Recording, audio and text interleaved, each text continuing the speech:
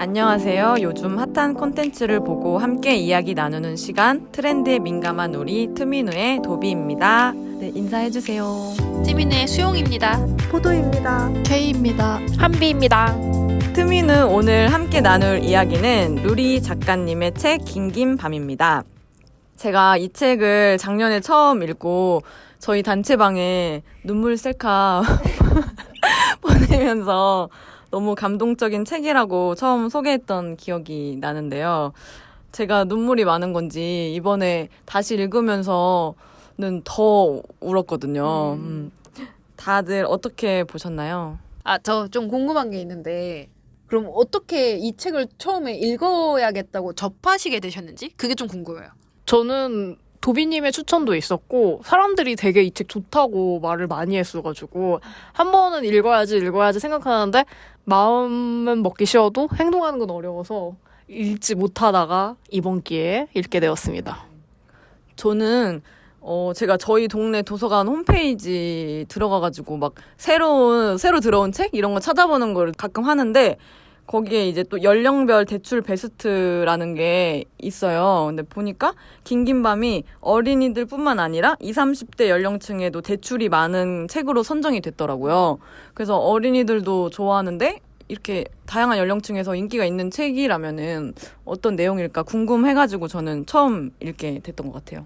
다들 트미누에서 하기 전에 뭐 접한 적이 있으신가요? 전 없어요. 저도 없습니다. 저도입니다. 그래서 궁금했구나. 네. 어떻게 알았나? 어떤 뭐 채널이나 뭘 통해서 이제 뭔가 정보가 들어와야 이 책을 읽겠다 말겠다 판단이 서니까 저는 보통 저 책을 잘 안 읽어가지고 다들 어떻게 판단하나 그게 좀 궁금했어요.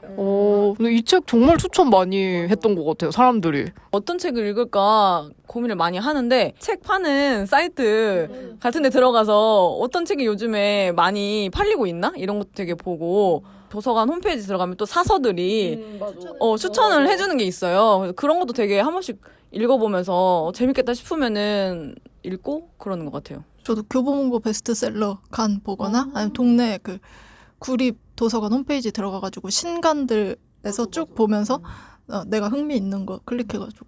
거기에 근데 항상 긴긴밤이 인기가 있더라고요. 아직도 도서관에서 예약이 5명씩 꽉꽉 차가지고 저는 그냥 이북으로 사봤어요. 네, 그러면 제가 어떤 이야기인지 간단하게 줄거리를 소개해드릴게요. 긴긴밤은 이름은 없지만 내가 누구인지는 알고 있는 나와 작은 알 하나의 모든 것을 걸었던 나의 아버지들, 치쿠와 윈보, 그리고 노든의 이야기입니다. 먼저 노든은 코끼리 고아원에 살고 있는 유일한 코뿔소로 다른 코끼리들의 사랑과 도움을 받으며 자신이 코뿔소 모습을 한 코끼리라고 생각하며 살고 있었습니다. 그러던 중 바깥 세상에 자신과 닮은 다른 코뿔소들이 있다는 이야기를 듣고 동물원에서 나가기로 결정합니다. 자연으로 나온 노드는 아내 코뿔소를 만나 딸도 태어나게 됩니다. 셋이서 행복하게 살던 어느 날 인간들이 나타나 아내와 딸을 죽이고 노드는 또 다른 인간에게 구조되어 동물원으로 들어가게 됩니다. 노드는 동물원에서 앙가부라는 이름을 가진 동물원에서 나고 자란 다른 코뿔소와 함께 지내며 도움을 받게 됩니다. 노드는 인간에 대한 분노로 복수를 계획하고 앙가부와 함께 동물원 탈출을 시도하지만 뿔 사냥꾼들에 의해 앙가부가 죽임을 당하고 탈출은 실패하고 맙니다. 그렇게 노드는 지구상의 마지막 하나 남은 흰바위 코뿔소가 됩니다. 한편 동물원에 살고 있는 또 다른 동물인 펭귄, 치쿠와 윈보는 동물원에서 태어나고 자란 단짝으로 어느 날 아무도 관심 가지지 않는 버려진 알을 사랑으로 품으며 살고 있었습니다. 그러던 중 동물원으로 전쟁이라는 것이 떨어지고 코뿔소 노든과 펭귄 치쿠와 알만이 살아남아 동물원을 탈출합니다. 살아남은 노든과 치쿠는 알에서 깨어날 펭귄을 위해 바다를 찾아 긴긴밤을 함께 보냅니다. 바다로 향하던 중 결국 치쿠는 죽고 노든이 혼자 남아 알을 품어 새끼 펭귄은 무사히 태어나게 됩니다. 이 새끼 펭귄이 처음에 이야기했던 이름이 없는 나인데요. 늙은 코뿔소 노든과 어린 펭귄 나는 다시 한번 바다를 찾아 함께 긴긴밤을 보냅니다. 바다를 찾아가던 중 결국 노든의 건강이 나빠져 더 이상 둘은 함께할 수 없게 되고 새끼 펭귄인 나는 두렵지만 혼자서 바다를 향해 떠납니다. 마침내 새끼 펭귄인 나는 바다를 찾고 두렵기는 하지만 새로운 무언가를 찾을 것이라는 희망과 노든을 다시 만날 거라고 생각하며 바다를 향해 걸어갑니다. 네, 이런 이야기의 책이고요. 동화책인데 이렇게 캐릭터가 많이 죽고 뭔가 인간의 삶과도 되게 닿아 있는 느낌이 있어가지고 이입이 되고 더 슬프고 감동도 받고 그랬던 것 같아요. 저는 안가부 캐릭터가 되게 마음이 갔는데 여러분 혹시 마음이 가는 캐릭터 있었나요? 저는 노든이요. 노든. 작가도 노든이 가장 마음이 가는 캐릭터라고 하더라고요. 거의 저는 이 책의 주인공이 노든이 아닐까라는 생각이 들 정도로 노든의 삶을 이렇게 따라가면서 노든이 감정이 되게 많이 높낮이가 있다고 해야 되나? 막 언제는 막 사람한테 고마워하다가도 언제는 막 이 사람은 안 되겠어 이러다가도 되게 수많은 감정들을 가지고 있는 모습을 보면서 되게 그냥 저 같았어요. 저도 감정 기복이 되게 심해가지고 어제는 괜찮았어도 오늘은 되게 안 좋을 때가 많은데 약간 그런 면에서 이 노든이라는 캐릭터가 주는 위안 같은 게 되게 많았었던 것 같아요. 되게 그리고 이 주인공한테 어떻게 보면 멘토 같은 역할? 아버지를 넘어서는 그런 역할까지 해주니까 되게 위로가 많이 되는 캐릭터 중에 하나가 노든이었던 것 같습니다. 저는. 저도 안가부가 되게 좋은 캐릭터다. 네. 별거 아닌데 그냥 곁에 늘 있어주면서 뭐 울지 마라든지 뭐 힘을 내라든지 그러지 않아도 정말 옆에 있는 것만으로도 얘기 들어주는 것만으로도 위로가 되는 존재여서 아름답다라고 느꼈습니다. 안가부가 없었으면 노든은 저는 탈출할 수 없었다고 생각하거든요. 뭐 희망을 품지도 못하고 노든이 가장 힘들었을 때 안가부가 있었기 때문에 긴긴 밤을 이렇게 버틸 수 있지 않았나. 저도 노든이 이 이야기 어쨌든 시작을 하고 있고 이 이야기를 주로 끌어가는 역할을 하고 있는 그런 감정을 가지고 있어서 노든이 제일 좋기도 했는데 조금 더 특별한 느낌이 들었던 캐릭터를 꼽으라면 저는 치쿠였던 것 같아요. 그러니까 노든이 그 안가부도 떠나고 세상에 딱 진짜로 마지막에 혼자 남겨지고 그 안가부랑 같이 나가는 걸 꿈꿨다가 같이 못 나가게 됐고 사실 이 사람이 이제 정말 아무것도 공유할 수 없는 상태가 되었을 때 누군가와 그럴 때 그냥 자기 멋대로 등장을 해버리잖아요. 뭐 노든을 이해해 주려고 등장한 것도 아니고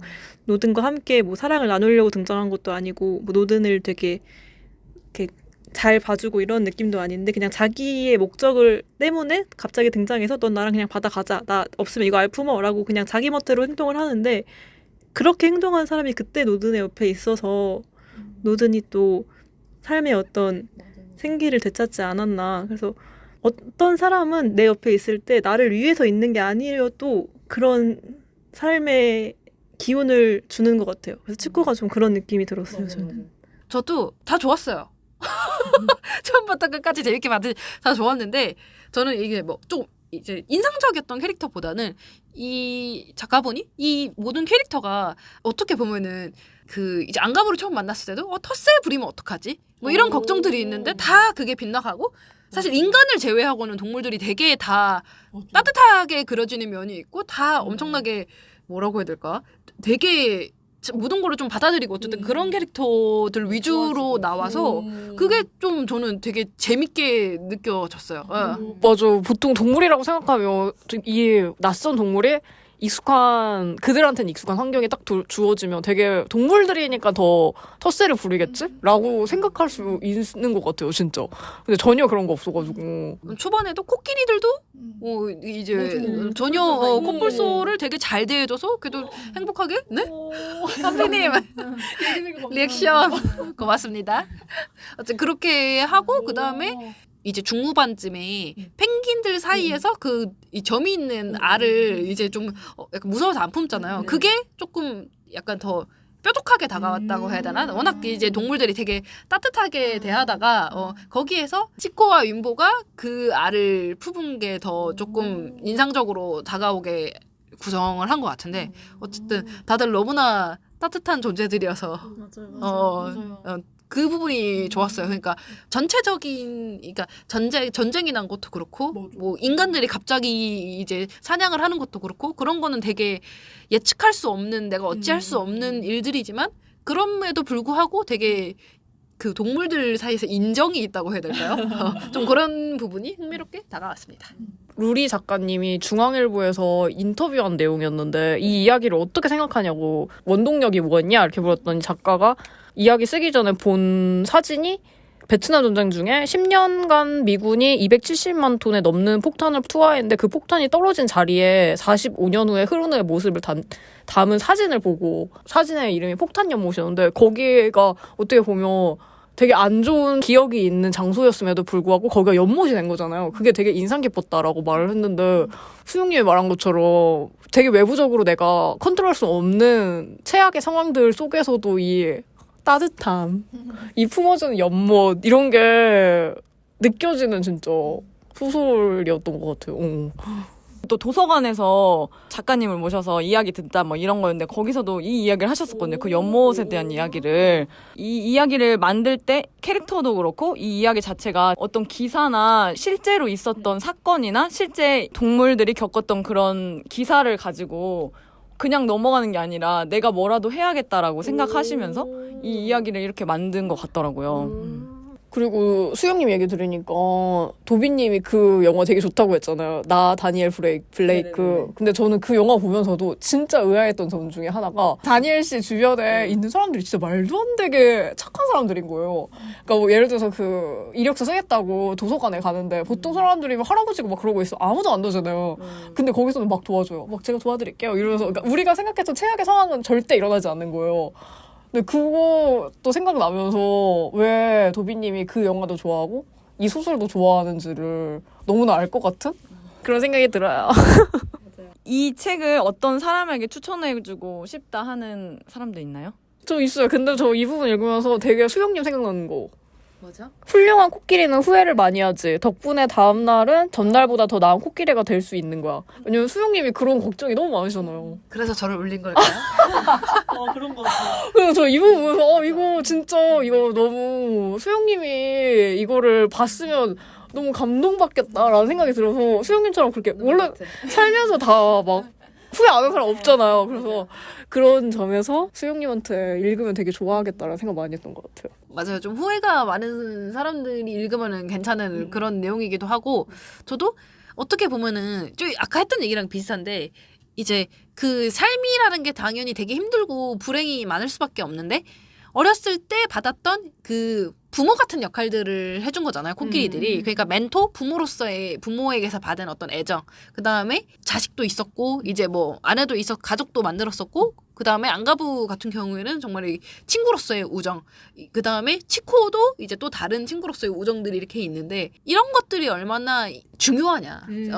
어떤 이제 사실 의인화가 된 이제 캐릭터들인데 누군가가 살아갈 때 이게 되게 얼마나 중요한 것들이냐. 이 힘듦을 버티게 하는 어떤 것들 뭐 이런 거에 대해서 되게 상기시켜주는 부분이 많아가지고 그게 좀 많이 와닿았습니다.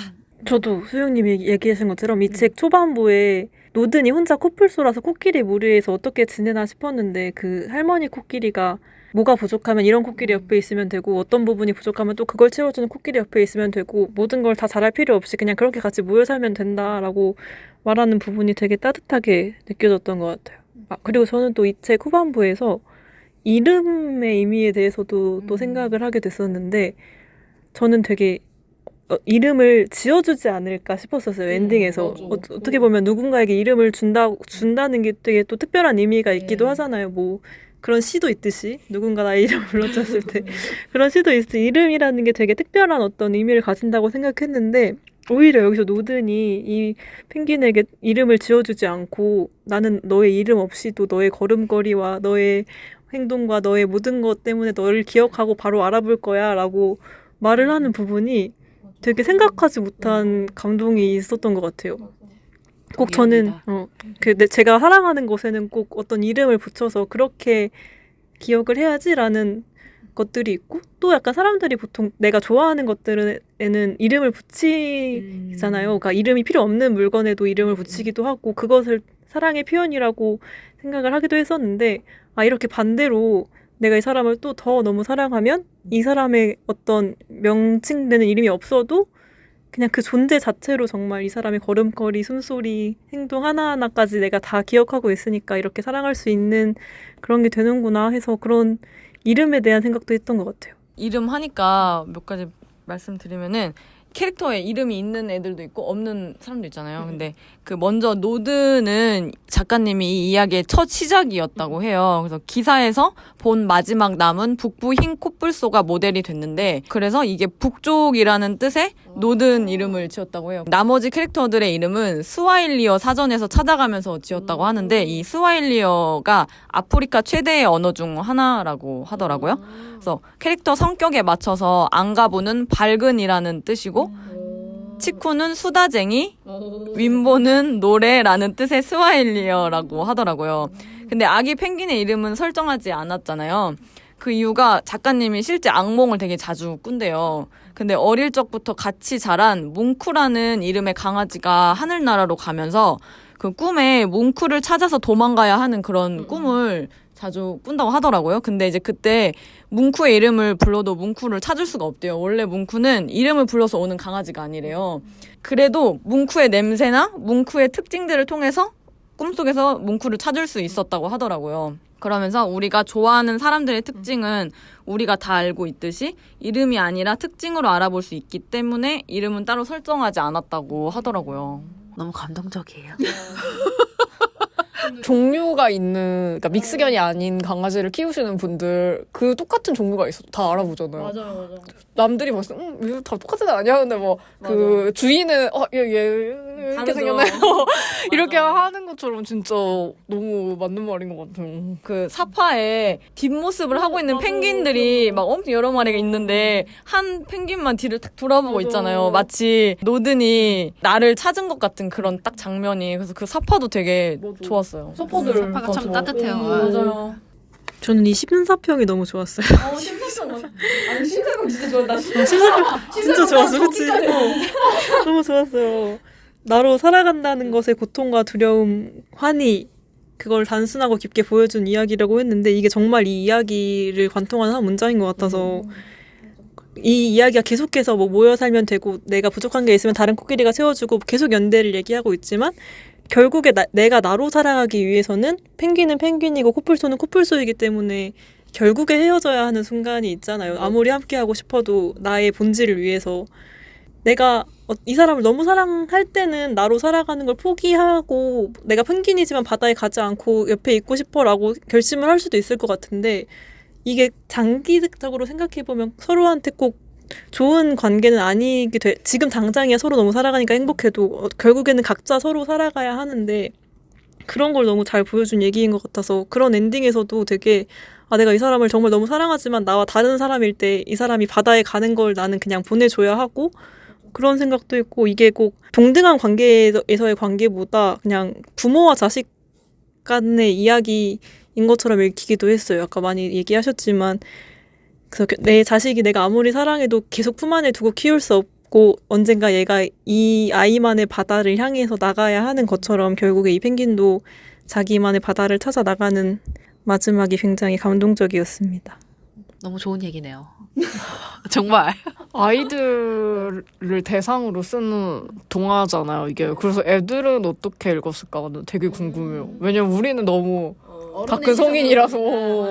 저도 그래서 많이 찾아보면은 딸을 보여주려고 이 책을 빌렸는데 제가 더 감동을 받았어요. 이런 후기들? 이런 거 되게 많더라고요. 그래서 어린이들한테도 많이 대출이 됐는데 다양한 연령층에서 대출이 됐다는 거 생각해보면 약간 자식 보여주려고 빌렸을 수도 있겠구나 했는데 어린이들은 진짜 어떨지 궁금하네요. 아무 생각 없지 않아. 어른을 위한 동화 같기도 해요. 이게 아까 맨 처음에 도비님 얘기하신 것처럼 동화지만 너무 죽음이 많고 이별이 많고 이런 이야기라 사실 어린 친구들보다는 조금 성인이 된 사람들을 위한 동화가 아닌가 그런 생각도 들었습니다. 우리도 어린 왕자 어렸을 때 읽었던 거 생각하면은 아무 생각 없잖아요. 그냥 우주다 우와 뭐 이런 생각이 나지. 그렇게 깊이 와닿지 않으니까. 노든이 마지막 이 종에서 마지막 남은 그걸로 나오잖아요. 코뿔소로. 근데 그것도 그거에서 오는 외로움이 되게 크게 느껴지긴 했거든요. 그러니까 이 가족들이 죽게 된 그것도 있지만 이 종에서 또 혼자 된다는 게 대체 어떤 기분일까 라는 생각이 들었는데 또 어떻게 보면은 이 종에서는 하나 남았지만 우리 생명이라는 이 전체에서는 사실 혼자가 아니기 때문에 다시 연대했다가 또 말씀 주신 것처럼 다시 또 이렇게 홀로 설 수 있는 그런 부분들이 되게 절묘하게 잘 어우러져 있다고 느꼈습니다. 저는 여기 물어보고 싶은 게 있었는데 여기에서 윈보 캐릭터가 사실 많이 등장하진 않잖아요. 근데 윈보는 사실 생각을 해보면 자기가 아직 살아있을 때 죽지 않았는데 치쿠가 알을 두고 알을 가지고 가고 내가 살아있는 상태에서 생 이별을 하는 그런 캐릭터인데 이 캐릭터가 그때 어떤 생각을 했을지 그런 것들에 대해서 다들 어떻게 생각을 하셨는지. 치쿠가 오른쪽 눈이 안 보이는데 그래서 윈보가 치쿠의 오른쪽에 항상 서서 오른쪽 눈이 되어주잖아요. 그때 저는 윈보는 가기를 바랬을 것 같아요. 자기가 희생을 해서 지킨 알과 그리고 어떻게 보면은 치쿠도 자기가 희생해서 지켰다라고 생각을 했을 것 같아요. 그래서 더 여기에 있다가는 전쟁이 난 이상 더 나쁜 상황만 있을 테니까 얼른 빨리 너와 이 알 데리고 탈출해라 이런 눈빛을 보내지 않았을까. 이 이야기의 모든 캐릭터가 다 실제 부모가 아니라 그러니까 실제 나를 낳아주거나 같은 종족이거나 아니라 노든의 시작도 그랬고 치코와 윈보도 사실 그냥 발견된 알을 따뜻하게 키우고 이 펭귄도 노든이 완전 종이 다른 코뿔소인 노든이 부모의 역할을 하고 그렇게 꼭 어떤 진짜 연결되어 있는 관계가 아니라 정말 그 당시에 내 옆에 있어준 사람들이 이렇게 부모와 친구의 모든 역할을 다 한다는 점이 모든 캐릭터가 다 그렇게 연결이 되더라고요. 그래서 그런 것도 되게 이야기를 되게 따뜻하게 만드는 지점이었던 것 같고 저는 근데 사실 두 분한테 제일 물어보고 싶었던 게 있었는데 어느 부분이 가장 울컥하셨는지. 울었다는 두 분, 수용님과 나 너무 많은데? 이 이야기가 전체적으로 너무 따뜻하고 좋은 이야기인데 저는 막 이렇게 왈칵하진 아니 슬펐어요. 슬펐지만 막 왈칵하지가 않은데 어떤 포인트에서 딱 그렇게 감정이 확 드셨는지가 궁금했습니다. 저는 이제 이 뿔 잘리는 것 때문에 아내랑 자식이 먼저 죽잖아요. 거기서부터 슬펐는데. 맨 처음에 노든도 코끼리들과 함께 살면 편하게 살 수 있잖아요. 거기 안에서 뭐 혼자 자기만 다르다고 해서 왕따를 당하는 것도 아니고 이상하게 생각하지도 않고 심지어 거기에 인간들이 어쨌든 먹이도 주고 하니까 더 진짜 편할 텐데 그럼에도 불구하고 훌륭한 코끼리가 됐으니까 이젠 다시 훌륭한 코뿔소가 돼야지 하고 자기의 그걸 찾아서 떠났는데 그래서 되게 행복하게 살고 있는데 그런 슬픈 일이 닥치잖아요. 그런 지점들 그리고 또 앙가부를 만나서 탈출을 하겠다라는 그런 또 희망을 품잖아요. 근데 또 갑자기 앙가부가 죽으면서 또 슬프고 내가 슬프게 되고 뭔가 나 이제 잘 해봐야지 행복할 거야 이렇게 했는데 갑자기 딱 슬퍼지게 되는 뭔가 내가 예상하지 못하게 그런 부분들이 슬펐던 것 같아요. 맞아요. 그런 부분들 슬프긴 했어요. 눈물은 흘리지 않았지만 슬픔은 느꼈습니다. 저는 이게 노든의 연대기잖아요. 근데 노든이 나는 누구인가 이제 자아를 찾아서 나가는 이야기인데 그게 되게 신기했어요. 그거를 내가 누구인가를 평생에 걸쳐서 탐구하는 게 별로 저는 어렸을 때 그런 생각은 안 했거든요. 그리고 이제 노든도 어떤 결핍이 있어서 그 나와 같은 종들 코뿔소가 있다는데 이러면서 그것이 없었으니까 그 결핍 때문에 처음에 나가려고 생각을 했잖아요. 그래서 결핍이 정말 나를 채우게 하는 원동력이 또 되는구나 또 생각이 들었고 또 저는 어렸을 때는 그게 없었어가지고 늘 결핍이 없다고 생각했어요. 뭐 부자는 아니지만은 어떤 부분에서도 결핍이 없고 너무 안정적으로 산다 나는. 그래서 오히려 그것이 결핍이 없는 것이 결핍이다라고 생각하고 살 정도로. 그래서 다른 친구들도 되게 너는 온실 속의 화초처럼 커가지고 어떻게 할래 이렇게 할 정도로. 그래서 저도 그게 좀 고민이고 그랬었는데 크고 보니까는 그런 것이 없었던 환경이 되게 감사하더라고요. 그리고 또 크고 나서는 당연히 결핍이 어떤 부분에 있어서 부족함이 있고 한데 그거를 내가 큰 부족함이라고 느끼지 않고 잘 이겨낼 수 있었던 이유는 진짜 정서적으로 되게 지지를 받는 환경이 있어서 그게 가능했구나. 그래서 되게 클수록 되게 감사한 것 같아요. 그래서 여기서도 노든도 결핍이 있었지만 어쨌든 주변의 친구로부터 그 맨 처음에는 코끼리의 할머니로부터 그 집단으로부터 지지가 있었기 때문에 가능한 게 아닌가. 이어서 한번 해볼게요. 이게 어떻게 보면은 뭐 이제 이 책을 읽는 학생들이나 뭐 이런 친구들 중에 지지를 받지 못하는 사람들이 있을 수 있죠. 그런 사람들이 되게 생각보다 되게 많고 뭐 가정에서나 아니면 친구에게선 지지받지 못할 수도 있지만 또 어떻게 보면은 이거를 나눠주는 거에 대한 이야기라고도 생각하거든요. 내가 받지 못하더라도 나눔을 통해서 이거를 계속 전승시키고 다음 세대로 계속 이제 이어나가는 그게 얼마나 중요한가에 대한 그런 느낌도 있었어요.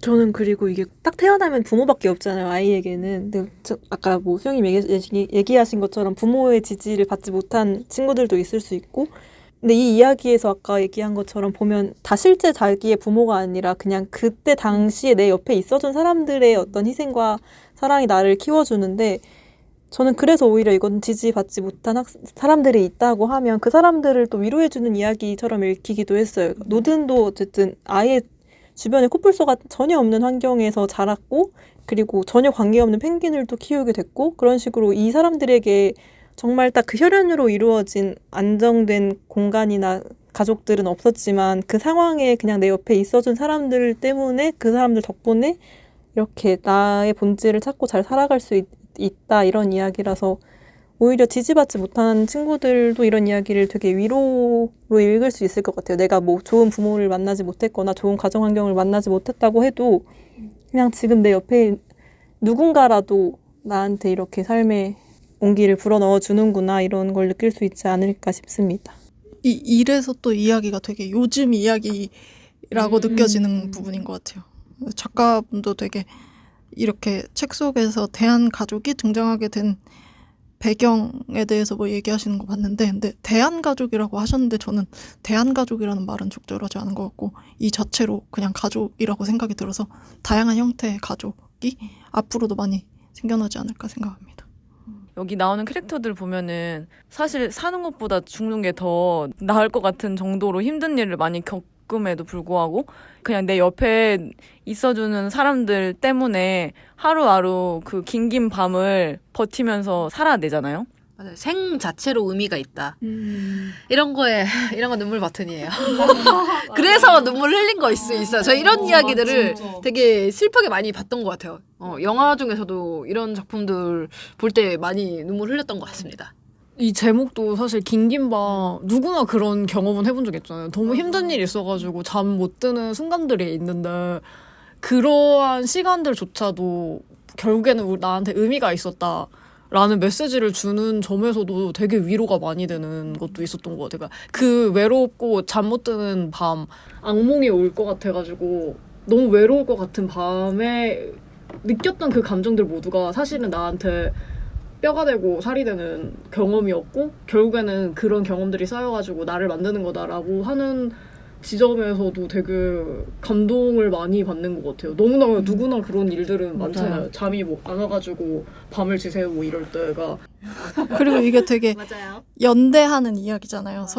서로 연대하는 이야기인데 결국은 또 내가 나로서 독립적으로 존재하는 이야기여서 시작부터도 그 무리에서 나와서 내가 나로 독립해서 존재하기 위해서 나오고 또 마지막도 아기 펭귄도 스스로 그러니까 독립해서 존재하기 위해서 그게 또 재밌는 것 같아요. 따로 또 가치라는 부분에서 되게 순환되는 맞아. 구조로 만들어서 더 따뜻했어요. 노든의 목표를 생각해보면 처음에는 나의 본질을 찾고자 하고 나오는데 노든의 마지막 목표를 또 생각해보면 그냥 이 펭귄을 바다에 데려다 줘야겠다라는 어떤 자신을 위한 목표가 아니라 굉장히 이타적인 마음의 목표로 마무리가 되고 있어서 그냥 사람이 이제 생을 살아간다는 생각을 했을 때 처음엔 누구나 나의 본질을 찾고 나를 위한 일을 하면서 살아가다가 결국에 마지막이라고까지 하면 좀 뭐하지만 이제 더 나이가 들면 이렇게 누군가를 위한 일을 하는 걸 목표로 사는 것도 굉장히 의미가 있는 삶이다라는 생각도 들었어요. 그 저는 이 긴긴 밤이 많이 울었다고 했으니까 엄청 슬펐는데도 또 동시에 굉장히 희망적인 이야기라고도 생각했거든요. 이름이 없는 나도 이제 훌륭한 코뿔소가 되었으니 이제는 훌륭한 펭귄이 되기 위해 스스로 바다로 가잖아요. 그 새로운 곳에 가서 또 혼자 살다 보면은 힘든 일도 있고 혼자서 긴긴 밤을 보내게 되겠지만 노든이 매일 밤 들려줬던 그런 이야기와 또 노든의 따뜻한 품을 생각하면은 혼자서 또 겪게 될 그런 긴긴 밤도 잘 견뎌낼 수 있을 거라고 생각이 들거든요. 또 그러다 보면은 나 옆에 노든이 있었던 것처럼 나를 견디게 해줄 그럴 존재가 생길 테니까 되게 희망적인 이야기가 아니었나. 슬프긴 했지만 그냥 마냥 슬픈 게 아니라 희망적인 이야기라고 생각이 들었어요. 이제 그 아내도 죽고 딸도 죽잖아요. 그리고 안가부도 죽고 사실 이 중간중간에 이제 죽는 캐릭터들이 많은데 그들을 어떻게 보면 진짜 이 모든 생에 불행이 닥치지만 그들을 기억하고 있는 존재가 있다는 것만으로 그리고 전승이 되잖아요. 이게 그런 것만으로도 생이 의미가 있지 않나. 라는 부분이 와닿았어요. 맞아요. 맞아요. 노든의 이야기가 이제 바다에 퍼지는 어머, 말씀 정말 잘하세요. 저는 또 이 책 읽으면서 되게 이야기 외적인 부분도 되게 흥미가 있었는데 처음에 이게 아동 문학인지 모르고 봤거든요. 그래서 그냥 그림이 많은 책이네 이러고서는 보기 시작했는데 그 아동 문학 상 받고 막 이랬더라고요. 그래서 아동 문학에 대해서 생각을 해봤는데 아동 문학을 찾아보니까 되게 비교적 최근에 생겼더라고요. 근대에 생겨서 그 이전에는 아동 자체가 존중받지 못하는 존재여서 아동을 위한 글이 그러니까 생겨날 필요도 없었던 거죠. 그래서 아동을 위해 글을 쓴다는 것이 없었고 국내에는 20세기 들어서 이제 방정환 선생님이 어린이라는 말을 만들면서 그렇게 생겨났는데 그때조차도 이제 여자아이는 어린이에 포함이 안 됐었대요. 그래서 그런 또 역사를 또 생각을 해보게 되고 또 읽으면서 아까 얘기했듯이 왜 이렇게 아동문학인데 기쁘고 행복한 것만이 아니라 되게 슬픈 거가 많지? 근데 꼭 이 책만 그런 게 아니라 우리 생각해보면은 어렸을 때 읽었던 책들이 그런 것들이 되게 많아요. 뭐 달려라 하니 같은 것도 그렇고요. 근데 생각을 해보니까 기쁘고 행복한 아이만 있는 것이 아니잖아요. 그래서 아까 말씀하셨듯이 혼자라고 느끼는 아이들이 혼자가 아니라고 느낄 수 있는 것이 되게 큰 의미가 있구나 생각이 들더라고요. 그리고 또 이 이야기 구조를 생각해 보면은 노든의 탄생부터 이렇게 죽음까지의 쭉 이야기인데 이게 되게 영웅소설 구조랑도 비슷한 점이 있는 거예요. 그래서 생각을 해보면은 그러니까 비정상적인 탄생, 그러니까 고아원에 버려졌고 탁월한 능력이나 비범함이 있고 그 비범함이 뭐 여기서는 유일한 흰 바위 코뿔소가 되는 거라면 되는 건데 그리고 또 죽을 고비를 넘기고 조력자를 만나서 위기를 극복하고 승리하고 위협을 성취하고 이런 건데 되게 비슷하더라고요. 영웅 서사적 구조랑. 그래서 또 생각을 해봤는데 이런 어떤 비슷한 구조를 어떤 다른 명명하는 게 있나 찾아봤는데 저는 못 찾았긴 하거든요. 그래서 흥미롭더라고요. 근데 또 생각해보면은 이게 신데렐라 이야기랑도 구조가 되게 비슷해요. 신데렐라도 귀족의 신분으로 태어났는데 신분이 하강하잖아요. 그러고서는 조력자들 막 쥐들이랑 이런 거 막 마법 부리는 사람들 막 만나가지고 도움을 받아서 다시 신분을 상승하고 근데 거기서 신데렐라의 성취가 이제 왕자와의 결혼이 성취가 되니까는 좀 그걸 성취라고 보기가 좀 아무튼 그렇긴 한데 되게 그런 비슷한 구조들이 있더라고요. 그래서 흥미롭다. 이것을 어떤 명명하는 것이 있나 하고 찾아봤는데 찾지는 못했어요. 누가 알려주세요. 그리고 우리가 이게 연대의 얘기라고 했는데 이거 읽으면서도 요즘은 조금 쉬고 계신 것 같긴 한데 전장현 시위라든지 그 연대 청소 노동자들 분들 시위하시는 거 그 생각이 많이 나더라고요. 되게 다양하게 연대를 되게 강요하잖아요. 요즘 뭐 여성 간에도 그렇고 약자들 간에도 그렇고 근데 되게 연대가 안 되고 있다. 그 어느 때보다도 그런 것 같다는 생각 많이 들면서 많이들 따뜻한 마음 가지고 서로 연대했으면 좋겠습니다. 작가님의 인터뷰를 또 찾아보니까 긴긴 밤을 구상하면서 친구들한테 되게 영감을 많이 받았다고 하더라고요. 우리 같은 그래가지고 그 친구들과 만나서 사는 이야기를 들어보면은 억울한 일을 당하는 친구들도 있고 되게 치열하게 각자의 삶을 살아내고 있는데 그럴 때 누가 던진 별것 아닌 농담 한마디로 웃고 그런 시간들이 또 모이면 또다시 힘들지만 삶을 또 살아가게 되는 게 아닐까. 그런 걸 깨닫고 여기서 영감을 얻어서 이 책을 또 썼다고 하더라고요. 근데 들어보니까 우리들의 생각이 또 많이 나더라고요. 이렇게 우리가 각자 힘들게 살고 있지만 모여서 똑같은 걸 읽고 똑같은 걸 보고 이야기를 나누는 이런 시간들이 얼마나 우리를 살아가게 하는지 정말 소중한가. 얼마나 네. 소중하고. 이 책이 그래서 더 좋게 느껴졌고 그래서 여러분들한테 이 책을 추천한 것도 있는 것 같아요. 뭔가 나의 긴긴 마음을 살아가게 해주는 사람들에게 추천해주고 싶었거든요. 이야, 뿌이뿌이. 지금 울고 있습니다. 어쨌든 이 책이 엄청 좋은 이야기니까 꼭 보셨으면 좋겠고 주변에 좋은 분들에게 추천 많이 하셨으면 또 좋겠습니다. 그러면은 이 시간 맞춰보도록 할게요. 들어주셔서 감사합니다. 와 감사합니다.